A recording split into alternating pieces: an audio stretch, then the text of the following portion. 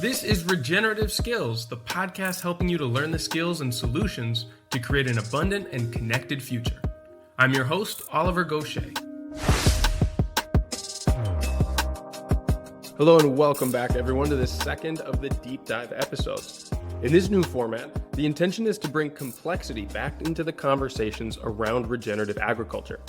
Myself and many of my peers have been observing the discourse online, and especially on social media, devolve into catchphrases and buzzwords with little meaning, and I want to embrace the complexity and the many perspectives around many of the topics that get debated online. We'll be testing out a mix of investigative journalism, key interview snippets, and narrative weaving, not to assert a single stance on any issue, but rather to guide listeners through the fact that there are rarely any easy answers, and that there's so much more to these conversations than the oversimplified arguments that we gloss over on clickbait titles and polarizing debates. Now, you may remember in the last deep dive episode, we looked into the question of who has the authority and the credentials to say what regeneration is. And as a continuation to this question, today we'll be exploring how to measure the regeneration journey. Now, one thing is to establish standards and validity, but as we'll see in these discussions, this is much harder to do than it is to talk about. This is also a subject that's very relevant to my own work here with climate farmers, because I helped to work on the creation of our Monitoring, Reporting, and Verification Program, or MRV for short. And I continue to think about how such a complex and nuanced journey can be measured and communicated as I build and refine the educational programs here in the Climate Farmers Academy. The question of how to measure regeneration also contains many sub-questions, such as what is the end goal? When does the timeline for measurement start and stop? What tools and resources are available for measuring? Where do we set parameters for observation? I mean, is it just the ecology of the farm that needs improvement, or do we need to look at the economy of the farm business and the state of health of the people involved in the community around them? It's also very important to ask why we're bothering to measure this at all. Who gets the data? What are they going to do with it? And how will this information affect the relationship between farmers, policymakers, and the end customer? Now, luckily, I got the chance to speak with Simon Kramer. Simon, grown up in Germany with my parents working in the food industry, then studied political agroeconomics, worked in sustainability consulting in the food industry and in NABU, a big nature NGO on the soil health law and the CAP, and then being in the privilege of helping to midwife EARA and grow EARA since. EARA is the European Alliance for Regenerative Agriculture, and as the executive director, Simon leads the strategy and policy advocacy for the organization. One of the main reasons that I reached out to him was because EARA recently published what they called the Regen Compass, a farmer-led guide to frameworks, certifications, and claims in regenerative agriculture. Yeah, so it's called the Regen Compass. It's an attempted overview of what we take together in the term of monitoring, reporting, and verification standards related to some kind of RegenAg claim. And the intention was to service the movement, really, because it's popping up everywhere. For example, in the UNI standard in Italy, in Spain, with ARI, in Finland, they have a meeting tomorrow among farmers and industry stakeholders in terms of, let's say, get to the next sophistication of an operationalized definition of RegenAg. Yeah, I think this document is still, it's a beginning.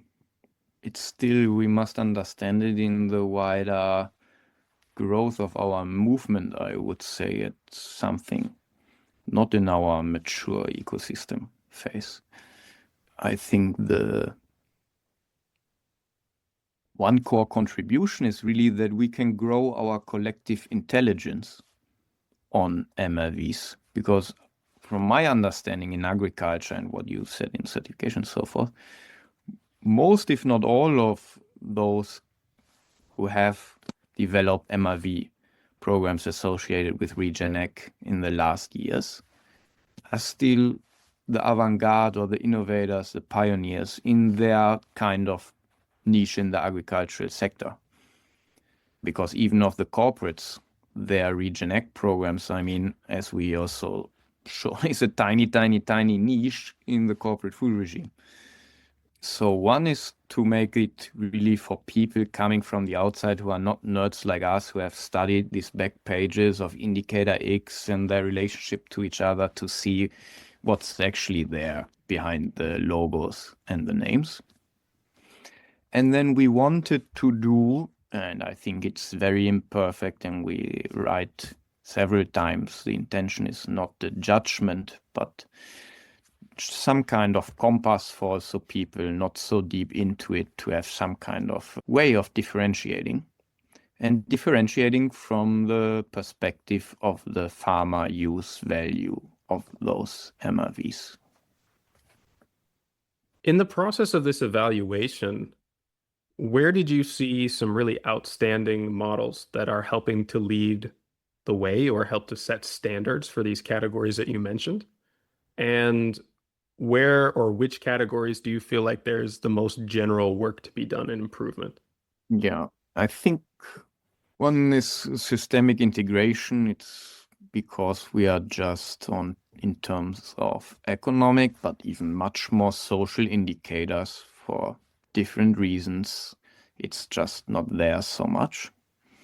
In economic, I mean, it's also farmers, for very good reasons, do not like to share so much their yields and prices and so forth.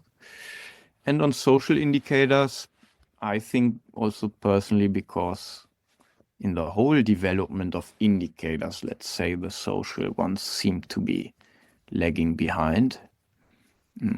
Personally, I must also say that I always struggle the most in terms of functionally, creatively thinking about social indicators while trying to think at the same time at cost efficiency, use value, and so forth. And then I think it's very difficult.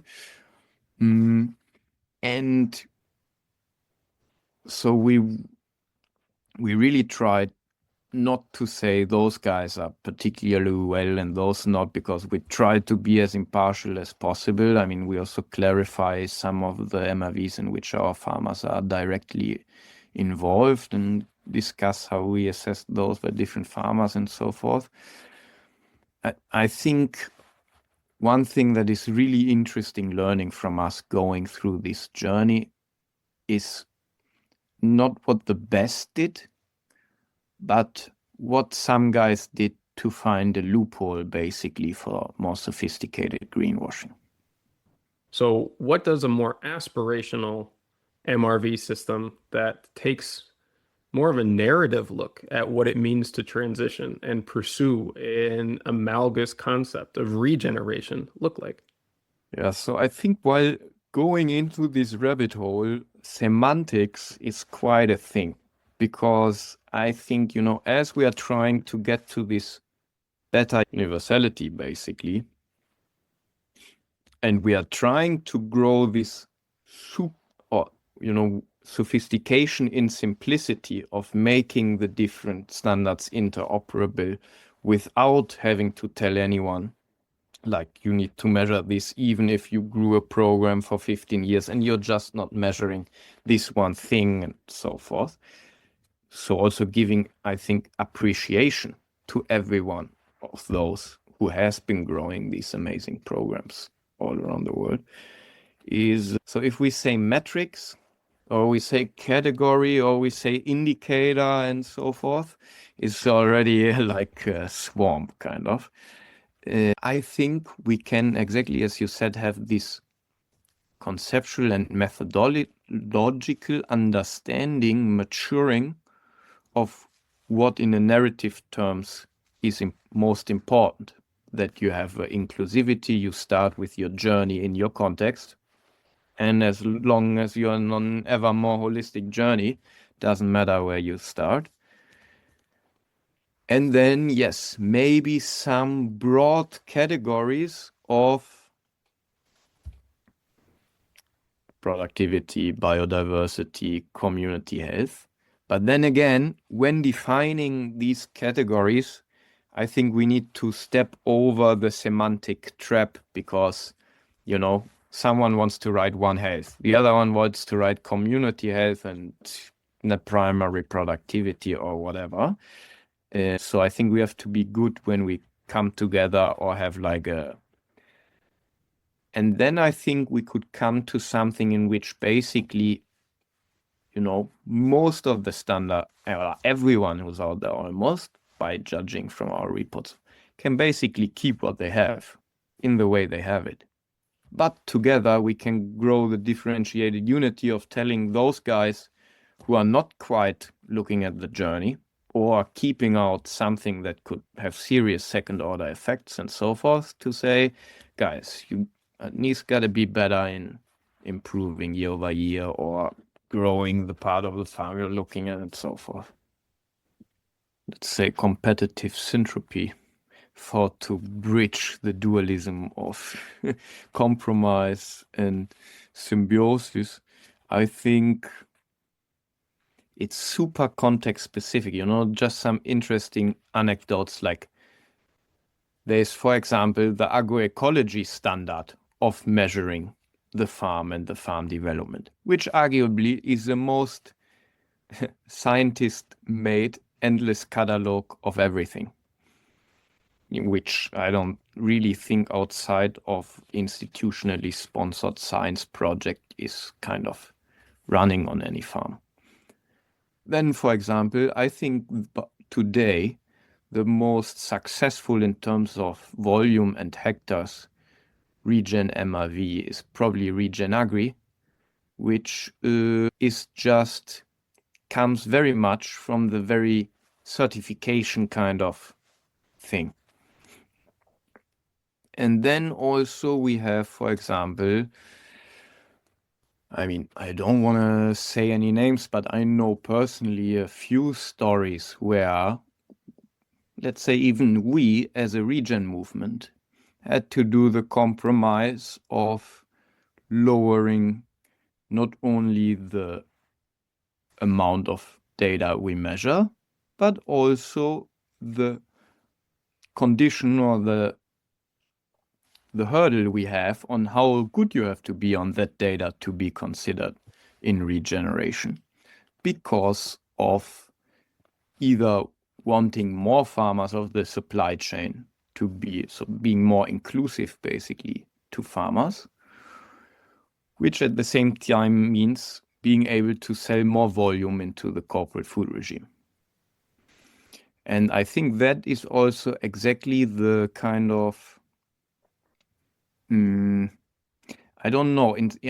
I also thought much of how can we make the perfect MRV system in terms of, and somehow I have given up because I think there's so much diversity, and that's also good in that sense.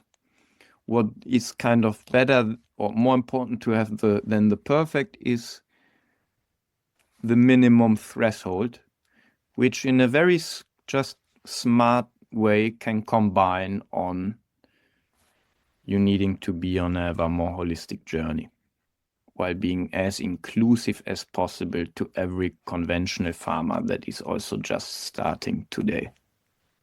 Absolutely.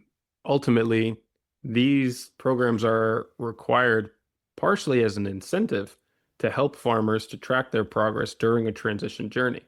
And if they instead work as a barrier of, if you don't meet these high standards, we won't even start to measure you or consider you as part of the club, that undercuts I would say, the core mechanism, which is trying to assist the transition journey.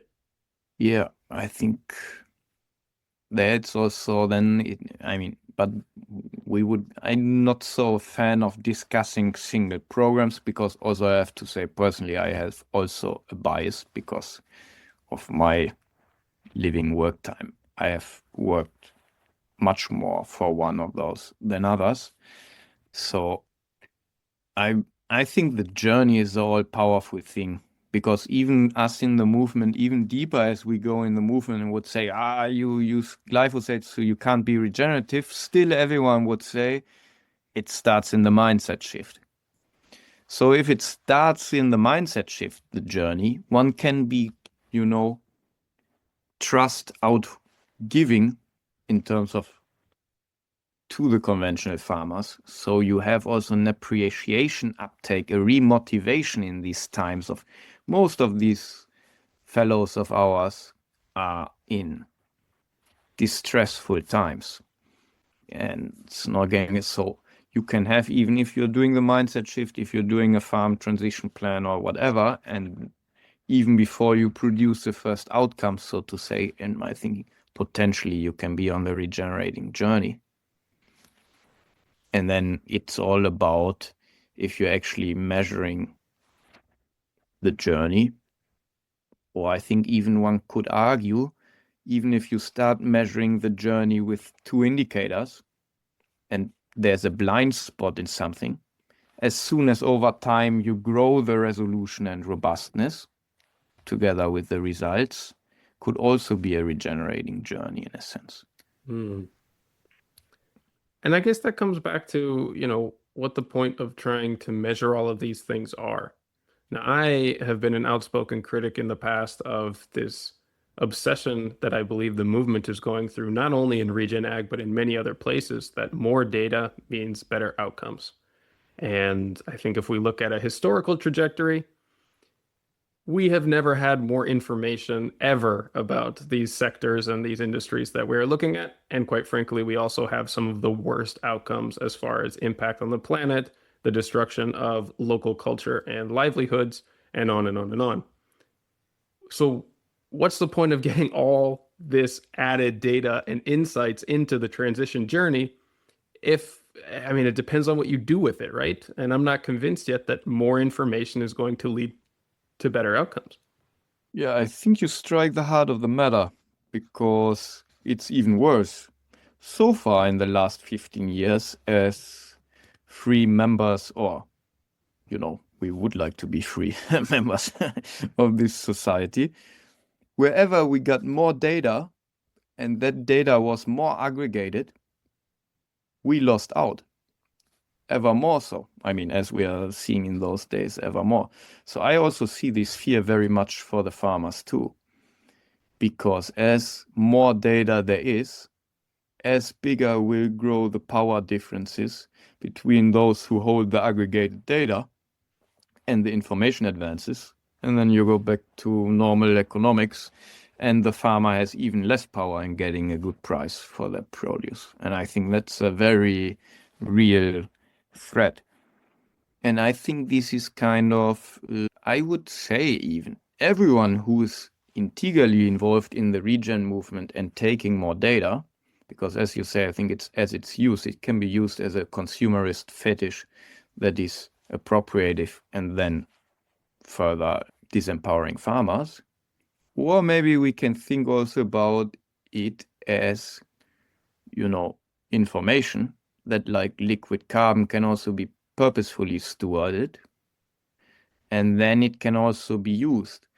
But I think with that comes an obligation that if we live in a time of platform capitalism, that it's not really making the world a better place for any of us. That if we are taking that data, we need to have a bigger vision and commitment for using that data with growing an alternative.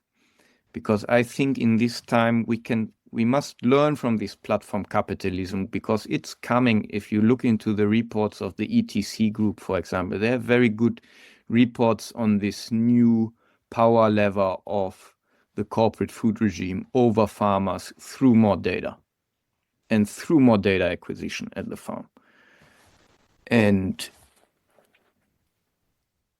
I think if we learn at the history of these platform capitalists, if that's a Facebook, WhatsApp that's now taking our data and making them more powerful while we don't get anything of the data we produce, we can think that the platform is always only the platform wins which has the most traction. And either you get the most traction because you get the most Wall Street money in the beginning to do the most commercials, or we finally are able to grow another platform. Now, though the conversation on how transition data gets managed and used is a whole conversation unto itself, I'm going to go back now from the broad overview of trends in the MRV space around Regen Ag and give you an insight from my own personal experience in working as part of a team that helped to build our own MRV program here at Climate Farmers. Hopefully, you remember Phil Fernandez from the last episode on who gets to define Regen Ag. Yeah, Phil Fernandez. Phil led the development of our MRV program, and I'll let him first describe the process and those considerations. Well, we basically the MRV, the agroecosystem MRV, was a response to the need to understand the results of regenerative agriculture, to come up with some sort of tool that would help farmers to manage their farms, to meet their sustainability objectives, and also help their clients, companies, meet their compliance objectives. So that was kind of one of the main drivers behind it. And also, I think it was just the question about what is regenerative agriculture. And to answer that, part of the essential part of the definition of regenerative agriculture is what is it that we're measuring, right? So it's an exercise in saying, regenerative agriculture involves improving agroecosystems. Well, what does that mean? And then we start to dive down deeper. Obviously, we're looking at soil health is important, biodiversity is important, how we manage the water cycle, and then, of course, the impact that all these agronomic indicators have on farmer well-being, profitability, and resilience. What were the influences around that helped to inform the program that you ended up building? Well, as I mentioned before, my starting point with Climate Farmers was the farm health report card that you developed. So that kind of gave me an overall structure of what the important areas are to measure, and the whole philosophy, of measuring outcomes over practices, right? So that was an important starting point. And then I worked on different working groups such as OP2B, the World Business Council for Sustainable Development, that brought together a lot of corporate actors that were interested in measuring regenerative agriculture in order to meet their compliance requirements. And I found that there was quite a bit of overlap. Also worked with the project Regen 10, which is more farmer focused. And so from these three sources, I wanted to see what the consensus was. And the good news was that there is quite a bit of agreement, on a broad level. Everyone, wants to measure what I mentioned before: soil health, biodiversity, a water cycle, resilience, community benefits. No one says, no, soil health isn't important. So everyone agrees on that. It's just a question of, once we establish the main areas, what indicators are we going to measure? So that's a more difficult discussion because it involves, cost, practicality, comprehensiveness. So these are things that have to be resolved on an indicator by indicator basis. But that's kind of how it developed. And we wanted to make sure that what we were measuring made sense or fit into how people are defining regenerative agriculture. And our main reference was ARA. Yeah.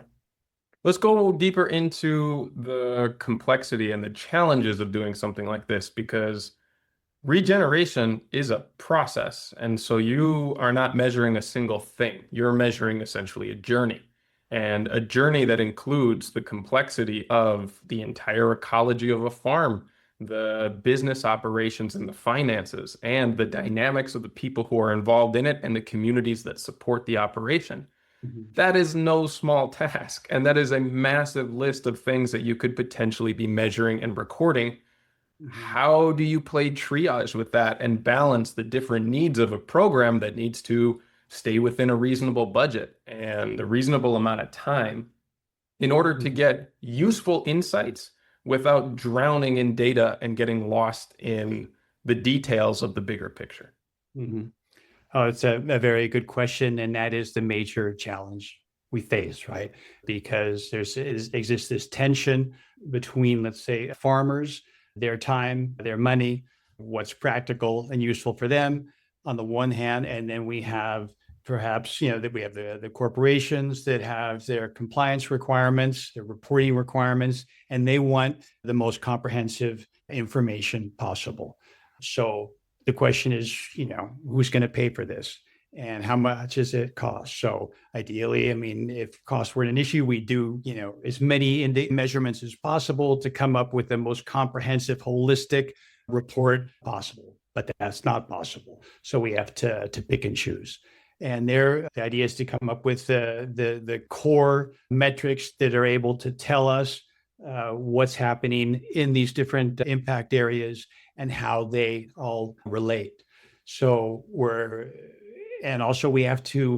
we don't want to be redundant, but we have to recognize that maybe the results of one indicator for a specific farm might not be as accurate as we would like them to be. So there may be other supporting indicators which will fill in those gaps. So it's not like you just have the bare bones. There is a bit of redundancy, but I think that we've struck a balance where we can develop a comprehensive, informative report that is at the same time practical for farmers or agronomists to implement.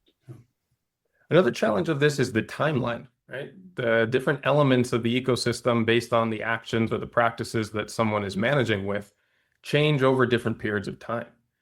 How do you look at the necessity to keep consistency, but also adapt to the changing status of a farm as it goes through a transition journey? Mm-hmm. We decided to apply a standard set of metrics across the board. And there's a lot of debate over this. Should there be some sort of index or taxonomy of indicators that farmers can pick and choose from? We decided that there's so much variability and so much uncertainty around this that it was important to develop a basic set of indicators that we measure on all the farms, regardless of their location or the types of crops or the size of the farm. So we're using this standard set, and we do the measurements every year. And the idea is to do this, for as long as possible. Are year-to-year changes that significant? No, I think they're helpful to the farmers, helpful to the companies that need to report on the results of their investments. But to really get a good picture, I think we need to look at this for 3 to 5 years. There's another limitation that we have to admit is that we're looking at snapshots. Ideally, we would be going to the farm every quarter and doing these measurements, but that's not economically viable. So we're looking at a snapshot. We do the measurements the same time of year, every year. So it's comparable, because you can't compare insect biodiversity in the spring to the fall. Completely different. So we do it at the same time every year. And then we can see the development over time. And it's up to the farmer to decide, what he or she wants to do to improve their farm. So everyone has their own budget, their own ambition level, their own context. We don't go into that. All we're doing is saying is we're kind of like an auditor. We're measuring the outcomes. How you increase soil organic matter or the water infiltration in your farm is up to you. Which will tell you the results, and we'll give you some guidelines about how other farmers in the same ecosystem are doing, and what practices you might want to consider to make your farm more regenerative. But that's up to the farmer. Of course.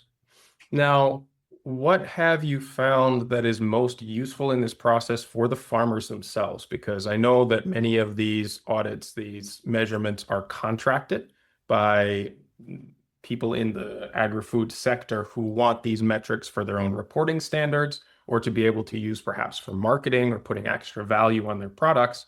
But what about the farmers themselves? Have you seen people really connect to certain metrics or certain learnings from this process over others? Yes, I think they do. And our philosophy, the philosophy behind developing the AgroEco MRB was to take into account the needs of different audiences. So we're concerned about the farmers. This should be a tool that's helpful for the farmers. And it should also be a tool that's helpful to retailers or distributors or brands that want to see whether they're getting a return on their investment. So the overall report perhaps is more useful for compliance purposes, but this report is based on a lot of different data points. And these data points are very useful to farmers. First of all, we have an on-site visit where an agronomist goes to the farm, into the field with the farmer, and does a series of soil and biodiversity visual assessments. And these are key inputs into the AgroEco MRV, and the farmer can learn how these are done, and then he or she can do them on their own, is in many places, as many times as they would like. So this is something that's really helpful to the farmer, where they can, on their own, without sending soil samples to a lab or anything, they can just see what the soil, the water infiltration is, where the hard pan is, the soil structure, some of the biodiversity indicators. So that's really important to the farmer.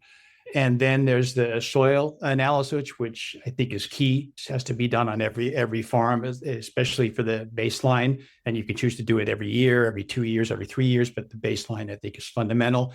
And we generate a report based on the lab, raw data from the lab, where we can see what the deficiencies are in terms of soil chemistry, soil structure, pH, other variables. And we issue a report where we say, all right, based on the soil report, we recommend these mineral applications, either soil amendments or foliar applications, to correct these deficiencies. So that's something that's very useful to them as well. There are others that I think that are good for them to know. Maybe a lot of the biodiversity results doesn't directly impact on their management, but if they see that, for instance, if we're measuring insect biodiversity and abundance, well, if you don't have a lot of diversity compared to your neighbors, maybe you might want to consider, beehives on your farm or something to improve pollination, things like that. So yeah, to answer your question, I think we are providing useful information to the farmers that can help them manage their farms and plan for the future. So Phil, when you were building out this MRV system and how to actually manage or measure the journey of regeneration, what were some of the challenges or the tensions between the required criteria of what you needed to be able to demonstrate, as well as the resources, the timelines, and other things that sometimes make that more difficult? Mm-hmm. Yeah, this is the real challenge behind any measurement framework. And you just touched upon one of the main challenges or tensions, and that is the conflict or the tension between developing something that's practical to farmers, in other words, time and cost effective, but at the same time, comprehensive for some of the users of this information. And here I'm referring to some of the downstream stakeholders, such as the corporations, the retailers, the brands, and the consumers. And they're looking for complete, contrastable, and reliable data. So when in developing a methodology, you always have to strike the balance, always ask the question for each indicator: is this reliable? Is it accurate? Yeah. So, and that's the trade-off. And we like to, be as comprehensive as possible. That's why you see corporations, for instance, come up with these, massive measurement framework, which are great. I mean, if we had the answers to all these questions, it would be wonderful, but we can't work with a framework or a methodology that takes us, 2 weeks to implement in the field, because no one's going to do it and no one's going to pay for it. So yeah, that's one of the main tensions. And then there's another tension between specific context that the farmers work in, and then the desire for a framework that can be used universally, right? So I think what I'm learning is I think that we should strive to have some sort of standard methodology, a standard agreement on basic metrics that have to be measured on every farm, regardless of the crop type or the region, and then allow for differences in context or resources or ambition level by allowing for calibration of the framework. So we're not going to expect the same levels of soil organic matter on a farm in southeastern Spain with very low rainfall as we might in Germany. So I think that's one way to address this tension, and also just accept that there are some indicators which are absolute. So regardless of where you are, if you have mineral deficiencies or micronutrient deficiencies in your soil or chemical imbalances, or if your soil is hard as a rock, you're going to have problems, regardless of whether you're in Europe, North America, or Australia. So there are some indicators that we treat in an absolute way. And another tension that we found is between rewarding or recognizing improvement, but at the same time wanting to recognize and reward farmers that have been on this journey for a long time and have reached outstanding results. So we want to create a big tent. We want to avoid the mistakes of organic farming, which created this kind of us versus them mentality. So we want to bring everyone in. So improvement is always important, should always be recognized. But at the same time, those farmers that have done a really great job and have developed incredibly diverse farms and they're producing very healthy, nutrient-dense produce should also be recognized. This is important for consumers too, because consumers will ultimately be looking at this information and their purchase decisions will be based on their own preferences. So there may be certain people that want to buy produce that is very nutrient dense and comes from a very, very advanced regenerative farm. And there's other consumers, people that might want to support farmers in their area that is starting on this journey. So I think the key is just to make this information available and take into account both concepts, progress and absolute level of regeneration. In the effort to standardize this process and arrive at solid conclusions that can then be compared across farms, how do you deal with the massive differences in how and why farms are run, right? Like a farm is a very broad category, and in that can include everything from, underground mushroom cultivation to broad acre livestock operations and everything in between. So where do the comparisons break down due to this complexity? And where do you find that there's enough overlap that it can still be a useful metric somewhat broadly applied? Mm-hmm. Yeah. Well, I think that the way we've been able to handle this challenge is by the focus on outcomes. So if we're just focusing on outcomes, it doesn't really matter whether you have a farm with 10 different crops, half of the farm with natural areas, including animals, or whether you just start out with a monoculture. So because we're not looking at the type of crops or where you're doing it or the size of the farm. So I think that's one of the virtues of measuring outcomes. And we'll see, and the outcomes will show which farming systems are better if there is a certain system that's better than another. So we'll be able to see, all right, well, this guy and this has a farm where he has tree crops, annual crops, and animals, and in 5 years he was able to improve his regenerative agriculture score from 2 to 4.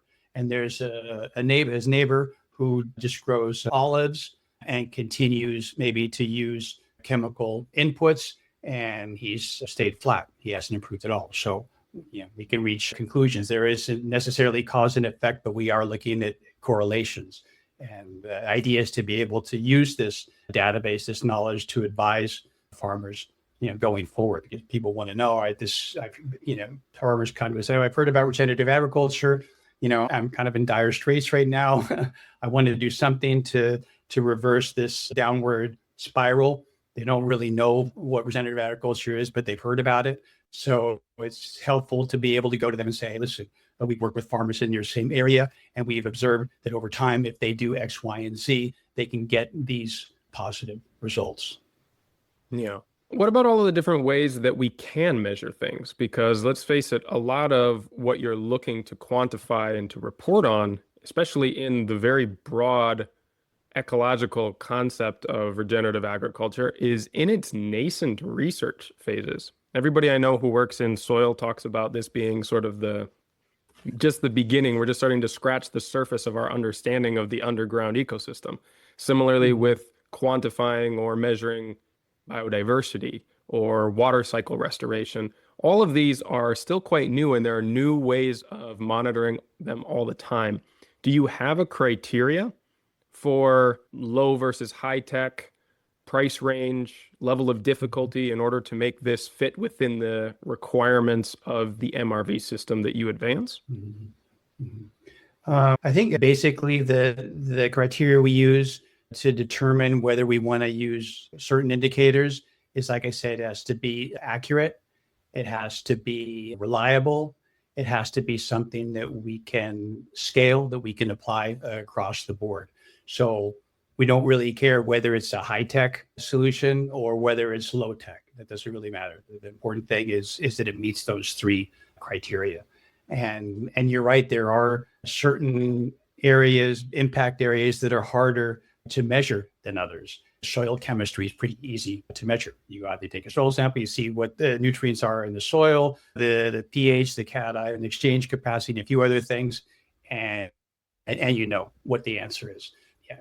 Biodiversity is much more difficult, obviously, and that's a big challenge. So we're just starting, like you said, and we're trying to find those proxies, those metrics, which will give us a best idea of overall biodiversity. And in areas where there's more uncertainty, we probably try to use more indicators because we can't just rely on a single indicator. But yeah, so we get results, but then the question is, what do these results mean? So if we use the microbiometer, for instance, to measure microbiological activity or the ratio between fungus and bacteria, we get a reading. So what does that mean? How do we know that there may be high microbiological activity, but are they beneficial microbes? We don't know. So that's one challenge. And right now, all we can do is say, hey, listen, we're going to measure the certain levels, and if they're high, that's good, and if they're low, that's bad. Recognizing that this is always capable of improving. And then there's other handicaps that we have to deal with, and that is when we go out to do the measurements on the farm, we're doing it once a year. So once a year in a specific place or specific places on the farm. So if we're measuring insect biodiversity, we place, let's say, insect traps out there for 2 weeks. We collect them and send them to a biologist who analyzes, counts, and classifies those insects. The situation could change a month later. It's not the same in the spring or in the fall. And then once we get the results and we find out, let's say that there's a big abundance and diversity of insects, is that the proper combination of species? Is there a preponderance of predators, maybe, or pollinators that might be considered good insects, and the excess of other insects like aphids? And how do we recognize those differences, assuming that we know that one is good and one is bad? So these are our challenges that we face, but it's live and learn, and this is a methodology that we're constantly fine-tuning. We're at a unique time where we're finally able to get space level pictures of the ground, right? Satellite imagery and all of the different sensors that can give us insights into ecological health and trajectory from these new technologies. What is your opinion on the utility of these technologies and how they compare to the necessary ground truthing of that data? Yeah, I think that these technologies are great. Remote sensing, whether it's by satellite or by putting sensors in the field, as long as it's something that the farmers can afford, or the supply chain can afford, and it gives us accurate information, it's great. And I think that one of the best tools we have now is satellite imagery to look at vegetation cover. The low-tech equivalent of that is going out in the field. We take a rope and we measure, how much vegetation we find or how many plants we find every 10 centimeters. And we do that once a year. That's not optimum, obviously. So if we have some sort of remote technology where we're looking at the crop cover, 365 days a year, that is much more useful. And I know that organizations such as AADA are using that technology to determine biomass on the farms, which is a critical measurement.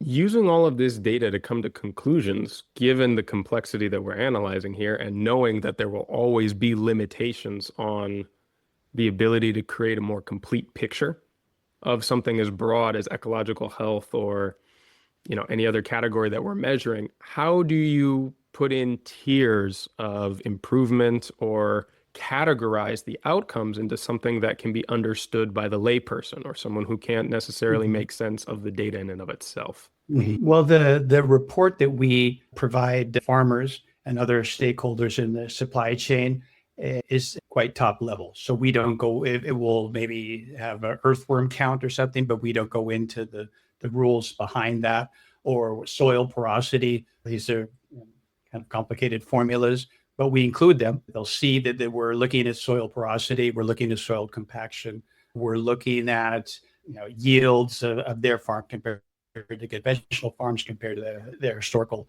average, but it is fairly high level. And we use a scoring system. We translate all the indicators, all the metrics into a 1 to 5 score. So whether we're measuring degrees or centimeters or percentages or microbiological activity, it all is translated into a score of 1 to 5. So they can see, all right, well, how am I doing on water infiltration? Well, I got a 3. Okay, well, so then I need to work on, and maybe the farmer can talk to his or her advisor and look, ask for ways that they can improve that. Or they can drill down and say, hey, I want more information. How are you getting this reading? What does it really mean? And we can help them in that way. I understand the practical reasons why you need to simplify things that way, considering the audience and who is actually going to be making use of this information. You've been honest so far about what is lost in this simplification. And I, among others, have been one of the voices in the regenerative movement talking about my apprehension at the oversimplification and the reduction into parts, sort of the reductionist mindset that normal conventional science uses to talk about complex issues. What is lost in this necessary process of simplification and reduction into a digestible amount of information? Not sure how to answer that question. I mean, I guess the immediate answer, as to what is lost, is keep in mind that this is simply a tool. So the farmer is the one that ultimately decides, what he or she wants to do on their farm, and then they base this information on an advisor or on what they see on the internet or books they read, and we provide them with this tool. So we can tell them, all right, these are the 5 impact areas, and this is how you're doing in each impact area. This is your overall score. You want to drill down a little bit farther, indicator level. You can see how you're doing in each one of these indicators. But this is just a starting point. The purpose is to provide farmers with some sort of, rudimentary, except that this is basic. It's not as sophisticated as we would like it to be. Hopefully that it will be in the future. But this is a starting point for them to measure progress and make more informed decisions. But their decisions aren't going to be based exclusively on this tool, obviously. It'll be based on their own experience and what they've seen their neighbors do, like I said before, what they see on the internet. And if they're, really curious and they want to find out more or find out solutions to specific problems, climate farmers and Denmark, we're happy to put them in contact with their peers in the same area that are doing similar things, or with the expert that can help to advise them. So you can see from Phil's process that there are so many constraints and considerations that set limits to the accuracy and the completeness of any MRV system. If it's too robust, it becomes expensive and time-consuming to perform. If it's too robust, it becomes expensive and time-consuming to perform the analysis and report the data. If it's affordable, there are going to be gaps in accuracy in reporting. And many of the consequential metrics for farmers themselves are left out, since many of these programs are either designed or contracted by corporations that have Many of the consequential metrics for farmers themselves are left out, since a lot of these programs are either designed or contracted by corporations that have reporting standards on their own criteria, and on and on. Now, I wanted to know if this has been difficult for others in the MRV space, because we're certainly not the only organization that has put out a monitoring system. So let's go back now to Benjamin Farr from the last episode as well. Among many other jobs and roles, you'll remember that he's worked with the team at the Regenerative Organic Alliance to build their certification standards, and I asked him about their own constraints and considerations, as well as how they reconciled those with their own needs in their certification program. Yeah, it was a very involved process that even within the organization, certain levels of complexity were needing to be compromised. We often have a lot of farmers who look at the soil health guidelines and just go, this isn't enough. Like, this is kind of silly. We do so much more, actually. And we have soil scientists involved in farms. Like you mentioned, Joao at Monte Severa and the work that they do. And like having visited his farm, or like Oatman Flats, in Arizona, you have these people who are partnered with agronomists and really soil specialists, and you see they're going far beyond the certification in their own practice. And yet then you have people coming in who it's all brand new to be looking at soil in this way. So there was compromise in different aspects, but the way the baseline of it to come up with, and I think that's why there's a tiered system, was to really, it was birthed through Patagonia. And when they were sourcing the textiles for their products, and they wanted to get the social fairness component. A lot of people have the free fair trade logo and wanted a social fairness to be met with their farmers, especially as coming from the global south to the global north with trade, and wanting to make sure that that was set at a standard that couldn't be compromised within the value chain. And then Dr. Bronner's, in partnering with that, they have label fatigue. They need real estate on their whole label. And so they said, can we come up with a symbol that incorporates all these things within our products? And there is exemptions within the certification because we're in a global context. So some criteria that is making sure, like say the social fairness component, where you want to provide a livable wage and make sure that it's a certain percentage. When you translate that to the global north or the global minority market, it's a different context. It's a different thing. So then you say, okay, are there ways to do an exemption? And we work with, many other certifying bodies. So ROC doesn't necessarily certify or like do the audits. We work with certifying bodies already doing the audits throughout the world. And so there's nuances that need to be adjusted. And it's one of the reasons it takes time and also costs money, which is one of the biggest barriers within the certification, is the time and money and then justifying the certification. Especially in Europe, that's because it's a different marketplace, it's a different product line, it's a different consumer base, So how do you justify the audits, and how do we actually, from my perspective, how can we actually, make it more accessible when the farmer's the one doing the work? They should actually be rewarded, not having to pay for it, And so is there a way to, and that's our biggest strategy right now within ROA, is there a way to remove these barriers of the certification process, of the auditing process? These auditors come to the farm and you have to pay all this money for all this administrative stuff, but really the farmer's the one doing all this great work. So, in some ways I think they should be paid. It's like, we're going to certify your farm and here's your subsidy, for doing. This is a big internal conversation that we've had at Climate Farmers, and I've been at the center of this in figuring out, who pays for this process. The farmers are doing enough work, and goodness knows they have an administrative burden here in Europe, which is extremely heavy. And it's part of the reason why there are tractors on the highways at any given point in the previous months, I guess I'm interested in knowing how you look at the support process, because one thing is setting goalposts and another is guiding people to be able to meet them, right? You were talking about various tiers of certification and how progress is incentivized, but how do you support them in that? How do you give them resources, training, whatever it might be, to encourage them to continue to develop? Yeah, it's a very thin margin that farmers operate on. And so to validate the certification process is often an economic drive. There's an economic driver there too. And that's why some farmers are like, I don't need to be certified. There's no economic benefit. I already have my market. People trust me. I'm able to do it and I can grow this way. So I don't need to be certified. And it's like, fair. That's fair.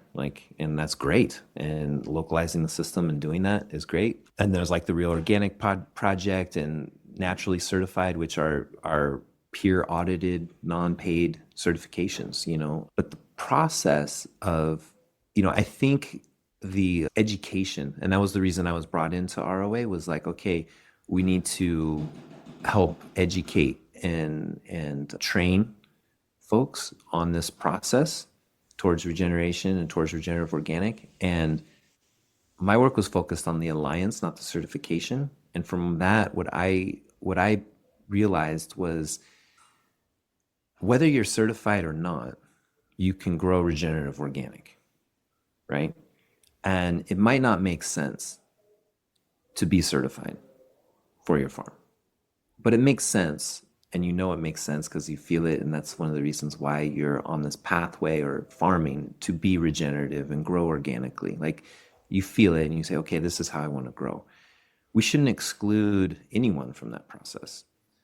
And even though ROA is focused on certification, it can be an alliance and bring people along and provide resources and provide education and provide insight to the process. And let's work together on that. And so I was very inspired by IARA and climate farmers and stuff, saying, okay, we're all in this together. We're working on this together. How can we bring resources to the table? We don't need to reinvent much. Really, it's more about sharing and connection and community. And so let's provide resources, help those towards that process, get on the same page. And then if it is making sense to be certified, it's just then an administrative situation. And how can we remove that obstacle so it doesn't cost a lot?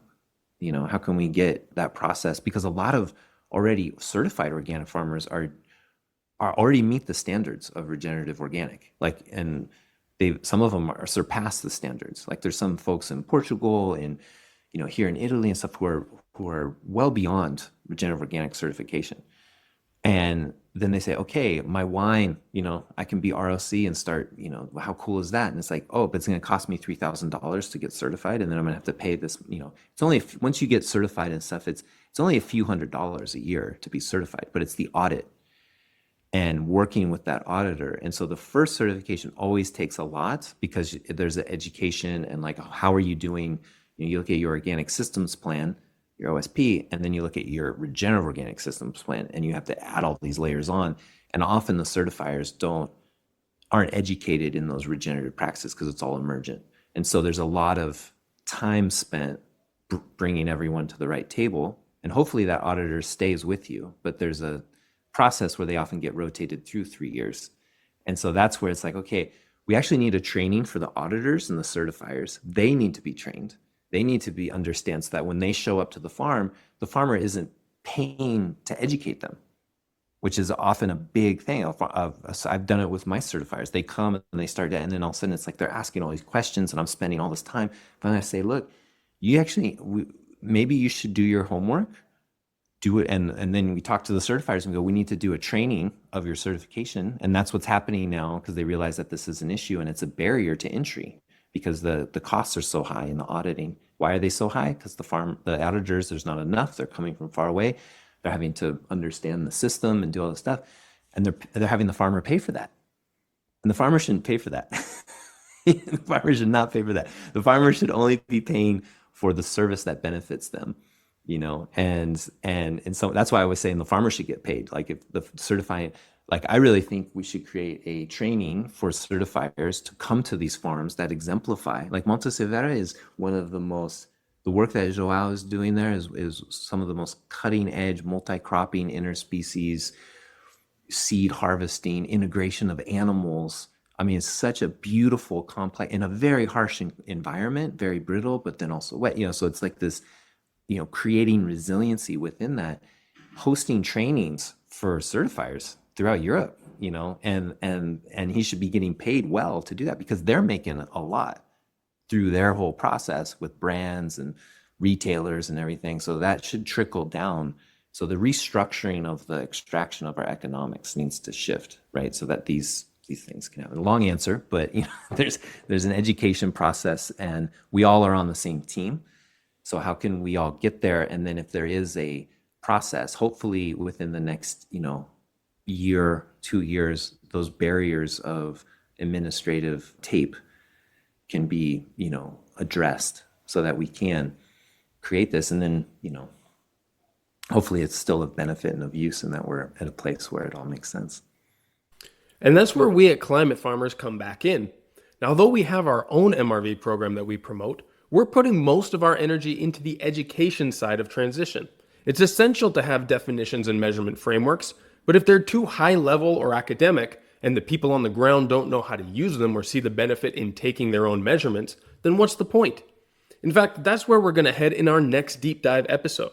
We're going to take a look at the disconnect between academia and farmers themselves in an episode that I'm calling The Research Gap: Why Scientists and Farmers Talk Past Each Other.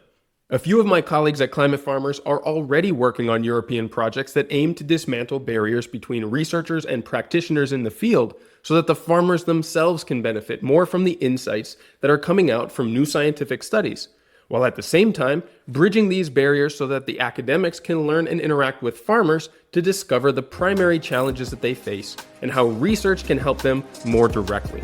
So be sure to stay tuned for that session.